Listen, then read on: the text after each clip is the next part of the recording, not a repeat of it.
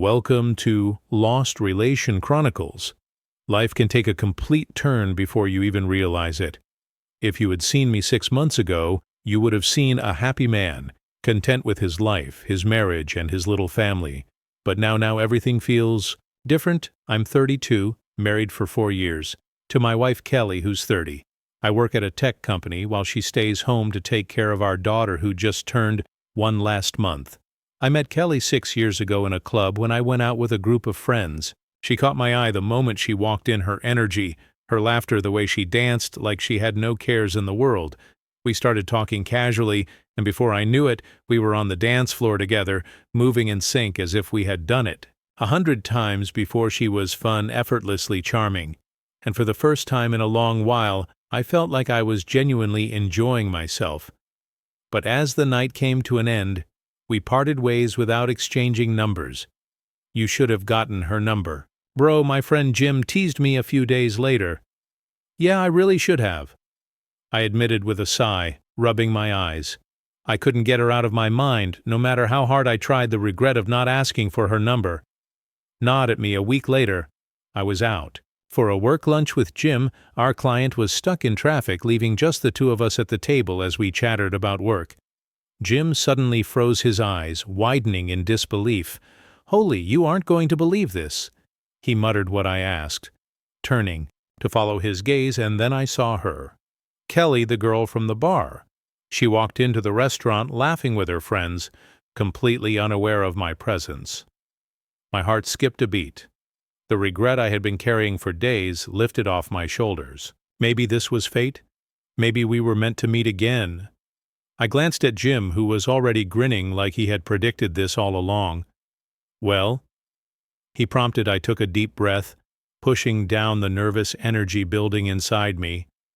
"I'm not making the same mistake again." I called the waiter over and sent her a martini, the same drink she had ordered that night at the bar. I watched from across the room as the waiter placed a glass in front of her and gestured in my direction. She looked up, her eyes meeting mine, and a slow smile spread across her face this time. Before we parted ways, she gave me her number. We started talking a lot after that. Kelly was working temporary jobs, filling in vacancies until companies found someone permanent. She liked the freedom of it, being able to leave whenever she got bored. "I don't want to be stuck in one place forever," she told me once. I like the idea of moving around, trying different things. I admired that about her, how she embraced change so easily. At first, we were just having fun. We were both single, both enjoying life. We went to clubs together, partied with our friends, and stayed out late one night after dropping her off at her place. I hesitated for a moment before leaning in. Our lips met in a kiss that sent a rush of excitement through me. "I really like you," I admitted, my voice low. She smiled, brushing her fingers lightly over my hand. "I like you too," she said. From that moment on, we were inseparable.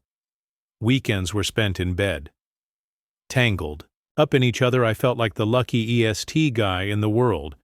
Kelly was beautiful, so beautiful that heads turned. Wherever she went, she would tell me about the men who flirted with her during the day, laughing about their lame pickup lines. It didn't surprise me, of course. Guys would hit on her. She was gorgeous, confident, and fond, but it wasn't just her looks. One evening, I took Kelly out to dinner with my friends. Everything was going great until I noticed the way she interacted with one of my single friends. She was laughing a little too much at his jokes, leaning in just a little too close. My stomach twisted, but I brushed it off. Maybe they were just being friendly. Maybe I was overthinking. Except it wasn't just that one night. As time passed, I saw it happen again and again. She would openly flirt with other men even when I was right there. At first I tried to ignore it, convincing myself it was harmless, but one day I couldn't keep it in anymore. "Kelly," I said, watching her as she scrolled through her phone, "do you realize how much you flirt with other guys?"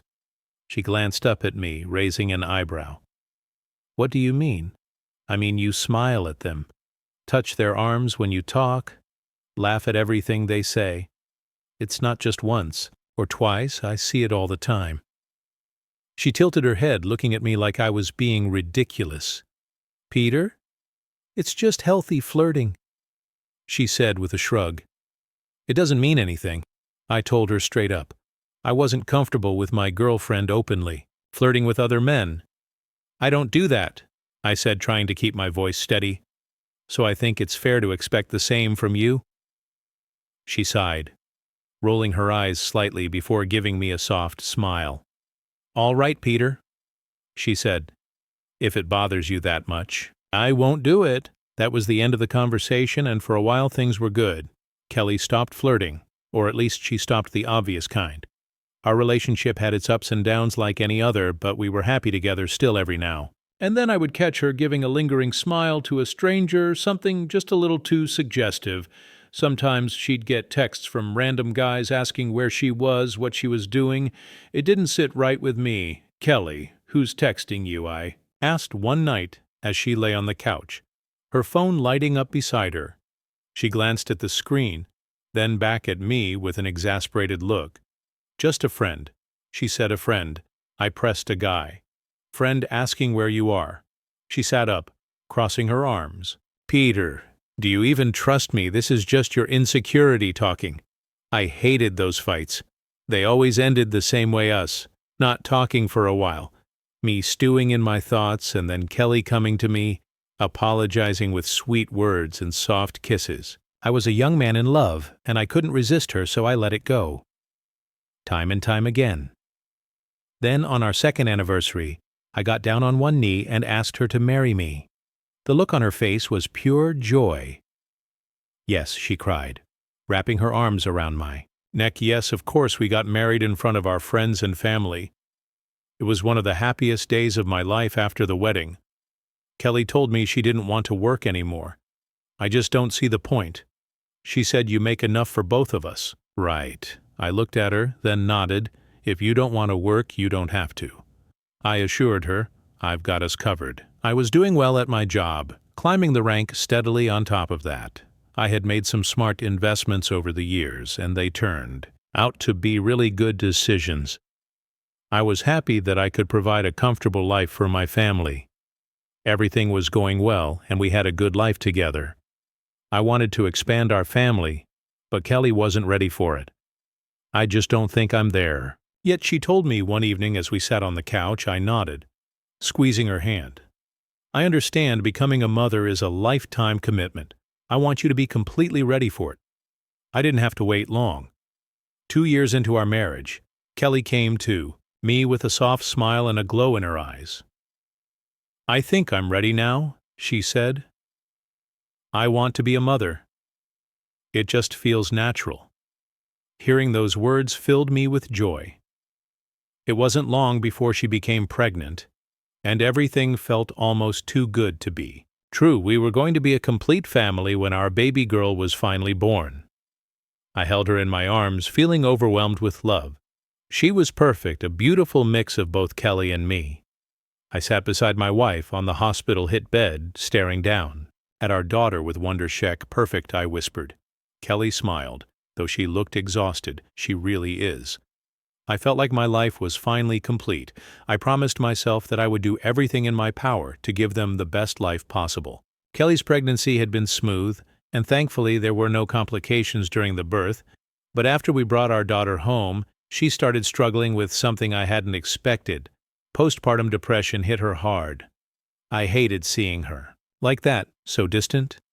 So, unlike the woman, I knew she barely smiled, barely spoke some days. The doctors assured me it was more common than I thought. Check heal with time. They said I made sure to be there for her through all of it. I took leave from work to stay home supporting her and taking care of our baby. I didn't want her to feel alone, not for a second. After about a month, Kelly started to feel better one evening. As I rocked our daughter to sleep, she came up behind me and wrapped her arms around my waist. "You should go back to work," she said softly. I turned to her, reluctant. "Are you sure I don't want to leave you and the baby alone?" She nodded. "I'm feeling better, Peter, and we'll be okay. You've already taken so much time off." Still hesitated. But eventually I resumed work. The moment I stepped back into the office, I realized how much had piled up in my absence. I had to work extra hours to make up for the time I had missed, and before I knew it, I was spending less time at home. I felt guilty. It wasn't fair for Kelly to handle the baby alone, especially when she had just started feeling better. But work wasn't something I could ignore either. I needed a solution one evening after coming home late. I sat down next to Kelly and took her hand. I was thinking, I said carefully, maybe we should hire a nanny that way. You'll have some time to yourself. At first. Kelly was reluctant to leave the baby and go out with her friends. I don't know, Peter, she said, biting her lip. I feel guilty leaving her, even for a little while. I took her hands in mine. Kelly, it's okay. You deserve some time for yourself, the baby, and I will be just fine. She hesitated, but eventually agreed that first night when she came back home. I could see the happiness in her eyes. Her face was glowing, and there was an energy about her that I hadn't seen in a long time. It felt so good to be out again, she admitted, almost breathless. I smiled at her. Then, you should make time for yourself, more often, if it makes you happy. Her arms wrapped around me tightly. Thank you. Peter, thank you for understanding. I didn't think much of it at the time. Any husband would want his wife to be happy, and I was doing the same if going out with her friends helped her feel like herself again. Then I had no problem with it. Whenever Kelly had plans with her friends, I made sure to come home early from work to be with our daughter.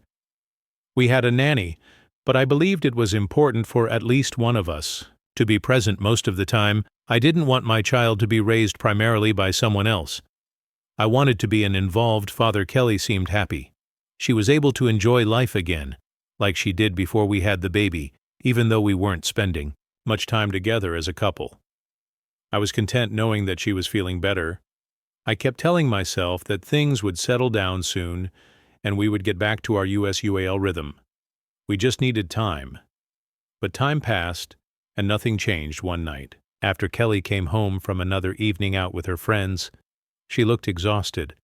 She stretched her arms and let out a deep sigh. I'm so tired. She mumbled, I think I'll just go straight to bed. I nodded, adjusting our baby in my arms. Go ahead. I'll put the baby to sleep and join you in a bit. By the time I entered the bedroom, she was already fast asleep. I climbed into bed beside her, letting out a sigh of my own. Just as I was about to drift off, I heard her murmur, or something. I turned toward her, watching as her brows knitted together. She always did that when she dreamed about something. I smiled to myself. But then Jack, she whispered. My heart stopped. Jack, that wasn't me. I stared at her, trying to make sense of what I had just heard. I didn't even know any Jack. I was confused as hell, but I brushed it off, convincing myself that it was probably just a random dream. I rolled over and went to sleep. By morning, I had completely forgotten about it. Everything seemed normal over the next few days, and life went on as usual. Then everything came apart. That night, Kelly had gone out with her friends again. While I stayed home with our baby, I was watching television, enjoying the quiet, when I heard the front door open. Kelly stepped inside looking radiant as always. I smiled at her and she smiled back. Walking over to me, she gently took our daughter from my arms and kissed her forehead. She was good tonight, Kelly asked softly, rocking the baby in her arms. Of course I said, stretching my arms. She's an angel just like her mom. Kelly let out a small, tired laugh. I'm exhausted. I think I'll take a quick shower before bed. Go ahead, I said, grabbing my phone to check some emails. She disappeared into the bathroom while I finished replying to a few messages. Just as I hit send, my phone screen went black, dead battery. I sighed, rubbing my forehead. I searched around for my charger but couldn't find it. Then I remembered I had left it in the office. No big deal, I figured. I'd just use Kelly's charger. I walked into our bedroom and spotted her bag on the dresser. Without thinking much, I reached inside to find her charger. But instead of a charger, my fingers brushed against something else. Something that sent an immediate chill through my body. A hotel bill? A packet of condoms? I froze my breath, catching in my throat. My mind went blank for a moment before my heartbeat returned, pounding in my ears. My fingers tightened around the items as my entire body tensed. Why? The hell was there a hotel bill in her back? Why were there condoms? We didn't use condoms, we hadn't in years, and I sure as hell had never been to that. Till a sickening realization settled in my stomach, twisting like a knife. My mouth went dry, and I felt like someone had dumped a bucket of ice water over my head. My hands were trembling as I stood there staring at the evidence of my wife's betrayal. The bathroom door opened and Kelly stepped out. Drying her hair with a towel, her face was flushed from the hot shower, her body wrapped in a robe. She glanced up at me, a warm smile on her lips until she saw what was in my hands. The smile vanished instantly. Her face went pale.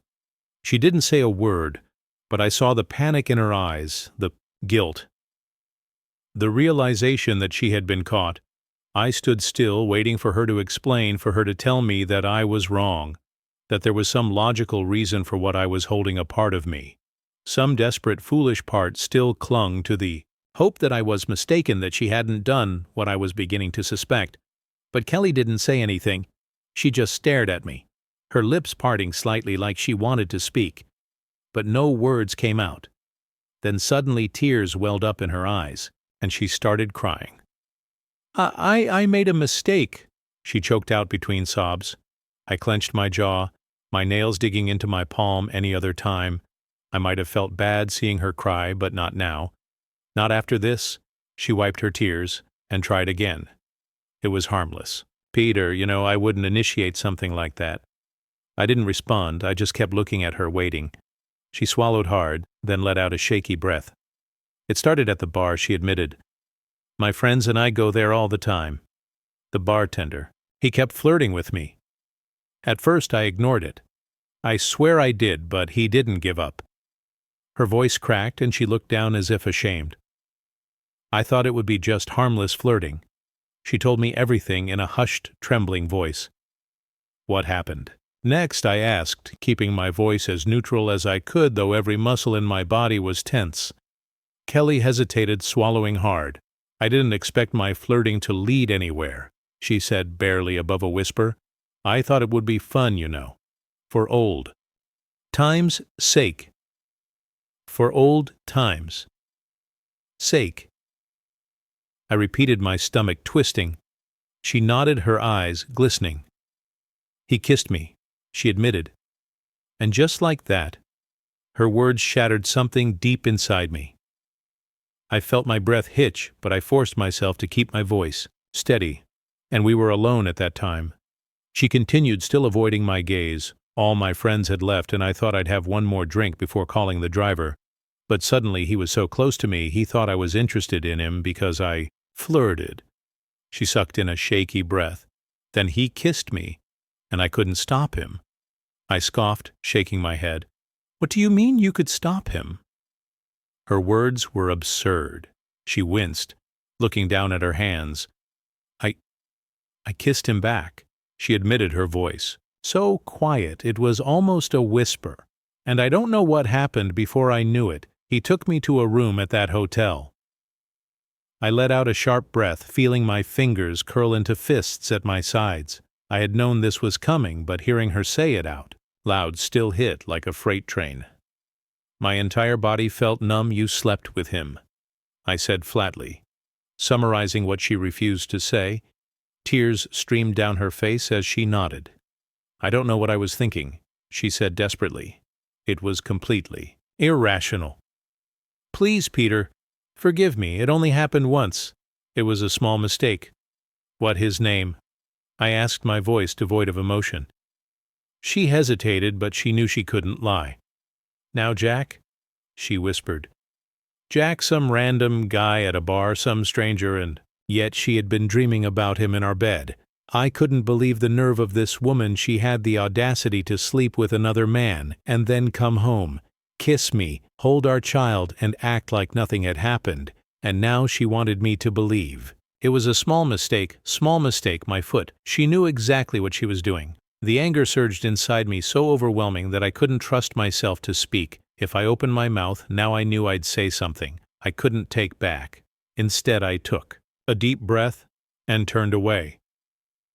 "I'm going to sleep in the guest room," I said coldly, before walking out of the bedroom, leaving her standing there in silence. That was 2 days ago. Since then, I've been avoiding her completely. I stay at the office late and leave home early in the morning. I don't want to see her. I don't want to talk to her. I don't want to look in her eyes. Days passed, and I kept avoiding Kelly staying late at the office and leaving early in the morning. But no matter how much distance I put between us, the anger never faded. It simmered beneath the surface, eating away at me until I couldn't take it anymore. That night I went to a bar and drank like I had never drunk before. Not even as a reckless teenager I let the alcohol burn away my restraint, fueling the bitterness that had been festering inside me for weeks. And then in my drunken haze, I decided something. If Kelly thought her small mistake had no real consequences, I was going to show her otherwise. I caught the eye of a woman at the bar, a brunette with a knowing smile. Usually I would have ignored it, but not that night. That night was paytime. I took her home when I opened the door. I made a grand show of welcoming her inside, making sure my voice carried. Through the house I led her into the living room, knowing full well that Kelly had been avoiding me, avoiding us. But she was always watching, and I wanted her to see the woman leaned in close, her perfume thick in the air, and I didn't stop her. When she kissed me, I let it happen. I let it linger, and I knew Kelly was watching. I could hear her soft sobs from somewhere in the house. Good, she deserved to feel this. She deserved the gut-wrenching pain, the burning betrayal, the hollow devastation. Everything I had felt when she told me she had slept with another man. She had broken something sacred, shattered the life we built, and now she could watch it fall apart. But then amidst the bitterness, I heard a different sound, my daughter's cries. Pierced through the air, cutting through my drunken vengeance like a blade, I pulled away from the woman immediately. "You should go," I said, my voice firm but polite. She pouted, brushing a hand against my chest. "Really, so soon?" "Yeah," I said, stepping back. "Really?" With a sigh, she picked up her purse and left, mumbling something under her breath. I didn't care. I made my way to my daughter's crib, scooping her up in my arms. Her tiny body trembled as she hiccuped between cries. But after a little while she settled against me, her small hand resting against my chest. She gave me peace for a moment. I just held her, grounding myself in her warmth, her innocence, something pure in the middle of all this chaos. Once she was asleep, I gently placed her back in the crib and stepped out into the living room. Kelly was there, sitting on the couch, her face buried in her hands. "I know you wanted me to see that," she murmured, her voice thick with emotion. I didn't reply. I just walked past her, heading straight for the guest room. The next morning, I woke up with a pounding headache. My skull felt like it was being crushed from the inside out. My mouth was dry, and I could still taste the remnants of last night's whiskey. I needed something to ease the hangover, so I dragged myself to the kitchen. Kelly was there, standing by the counter, making coffee. Even the sight of her made my stomach twist with anger. It was easier to stay away from her than to look at her and remember. "I made this for your hangover over," she said, pushing a glass of green liquid toward me. I stared at it for a moment before shaking my head. "Don't act like my wife." Now she flinched at my words. "But I am your wife," she said softly, like the thought of losing that title hurt her. I let out a bitter laugh. "Oh, really? Didn't seem to remember that. When you slept with another man, did you?" Her lips parted like she wanted to say something, to argue, to defend herself. But I wasn't interested in her excuses. I didn't have time for her drama. Instead, I grabbed a bottle of water from the fridge and walked back to the guest room. I took some medicine and started feeling better. I wasn't proud of what I did last night, not because it went against the dignity of my marriage. That ship had sailed the moment Kelly walked into that hotel room. It just wasn't my style, waking up with a hangover, a bitter taste in my mouth, and the memory of another woman's lips on mine felt hollow. But if there was one thing I knew for certain, it was that Kelly was hurt. The way she sobbed last night proved that. But it wasn't enough. I wanted her to suffer, so I decided to make that happen. I picked up my phone and called my lawyer, telling him to prepare the divorce papers as soon as possible. He assured me they'd be ready within 24 hours. That was fine by me. I had waited long enough. The next day, the papers arrived at my office. I skimmed through them briefly, making sure everything was in order. It was all there. The terms, the settlement, the custody agreement. This was it. This was the moment. Kelly would realize just how much damage she had done just as I was leaving work. My phone rang. I glanced at the screen. Kelly, it was the first time she had called me since that night for a second. I considered letting it go to voicemail, but then I thought of our daughter. Maybe something was wrong. I answered. "What is it there?" It was a moment of hesitation before she spoke. "I came to the mall to do some shopping, but they saying the card is blocked." I almost laughed. That's the reason she finally decided to call me, not to apologize. Not to talk about our daughter, just to complain. About money figures, that's because it is, I said flatly. Shock filled her voice. "You can't do that," she exclaimed. I think I just did. I interrupted. Not in the mood for her theatrics. Then, without another word, I hung up when I got home. She was waiting for me at the door, arms crossed and eyes burning with frustration. "You can't do much shopping if you don't have money." "Can you?" I said as I walked past her. She wasted no time. "You can't take my money from me," she snapped, following me inside. "I know you're upset, but don't act like this."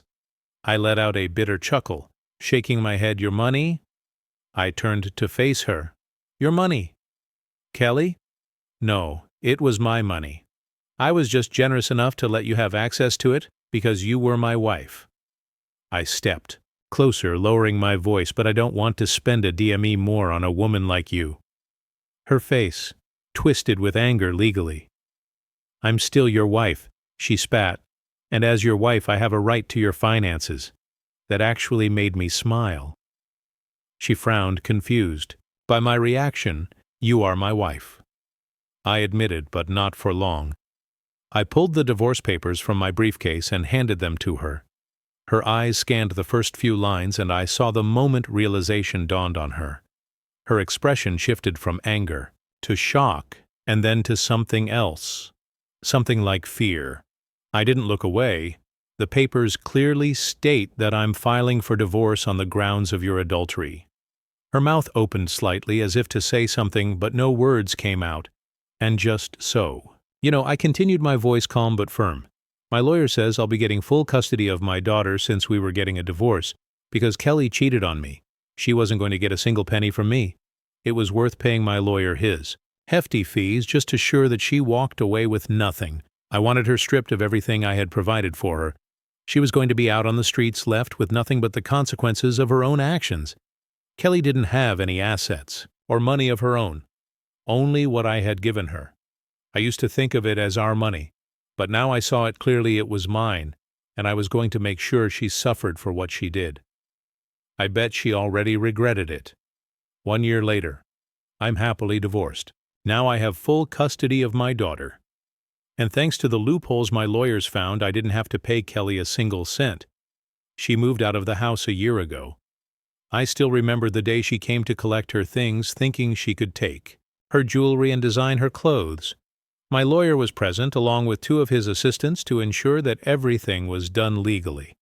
Kelly walked in with her usual entitlement, grabbing expensive dresses and stuffing them into a suitcase at least. "I still have my things," she muttered under her breath. That's when my lawyer cleared his throat. "Actually, Miss Kelly, these items were purchased with Mr. Peters' income. As such, they are considered his property." She froze, her hands tightening around. "A silk dress? You're joking." The assistant stepped forward. "I'm afraid not. You're not allowed to remove any of these items from the house." The shock on her face was so worth it. She stood there, stunned, as if she couldn't process what was happening. "But this is my stuff. You can't do this," she finally shrieked, turning to me. I crossed my arms, watching her calmly. "I think we just did." She clenched her jaw, her face azed with humiliation. One by one, she dropped the items back onto the bed, her movements jerky and reluctant. Then, just as she was about to leave, I stopped her. "Wait." She turned around quickly, her eyes filled with a flicker of hope, like maybe I would have a change of heart, like I would hand her everything she had lost. She was mistaken. "You forgot something," I said. Stepping closer, I reached for her left hand and before she could react, slid the wedding ring off her finger. It was a 3-carat diamond, something I had once saved up for something that had meant everything to me. Not anymore. Her lips parted slightly. "Peter, what are you?" I held up the ring between my fingers, studying it under the light. "I don't think this means anything to you," I said, my voice calm. "Since our marriage never did either then." Without another word, I turned and threw the ring into the fireplace. Kelly gasped, her eyes widening in horror as the flames consumed the diamond, its brilliance turning to nothing but ashes. "Why did you do that?" she asked, her voice shaking. I looked at her unbothered. "I didn't want you to have it," I said simply. "Doesn't mean I was going to keep it either." She stared at me, her expression a mixture of humiliation and disbelief. For the first time, I saw it true defeat. She had nothing left without another word. She turned and walked out the door. I haven't seen her since she had no money. No home, last I heard she had. Been living with some friends before they kicked her out. She never even asked to meet our daughter. And that was perfectly fine by me. I didn't need her negativity in our life. I'm perfectly content with my daughter. A few months ago, I learned that Kelly had moved to Florida. She had become a high-paid escort and had even started an OnlyFans page. I wasn't surprised after everything that had happened. After losing everything, she had found a way to survive, and the only way she knew how, by selling herself. It was pathetic, really, but it wasn't my problem anymore. She made her choices, and I had made mine. But then about a week ago I got a call. I never expected it was Kelly's mother. I hadn't spoken to her since the divorce, and seeing her name flash across my phone screen made my stomach turn for a moment. I debated whether to even pick up, but something told me I should. When I answered, her voice was shaky, barely above a whisper. "Peter, it's Kelly." I didn't say anything at first, waiting for her to continue. Sheck dead, the words hit me like a hammer, but not in the way you'd expect. There was no grief, no sadness, just shock. I sat down, gripping the edge of my desk. "What happened?" I finally asked, my voice flat. Kelly's mother let out a shaky breath, like she was trying to hold herself together. "A man, one of her subscribers, I think he broke into her home, and he killed her. The police said he had been stalking her for months. He was obsessed with her. She didn't stand a chance." I exhaled slowly, rubbing a hand down my face. A part of me wanted to say, that's the life she chose, but even I wasn't that cruel. Kelly may have been a lot of things. Selfish, manipulative, a cheater, but she was still human, and she was still the mother of my child. I didn't respond. I just ended the call. I sat there for a long time, processing everything, the way Kelly had spiraled after the divorce, the choices she made, and now how it had all ended in the worst way possible. The news confirmed that the man had been stalking her online for months, obsessing over her every post, every video. When she blocked him, he lost it. He tracked down her address, broke in, and, well, the police said it was brutal. I didn't want the details. The only thing that mattered was that he had been arrested. Dear listeners, please share your thoughts in the comments section below, and don't forget to like, share, and subscribe.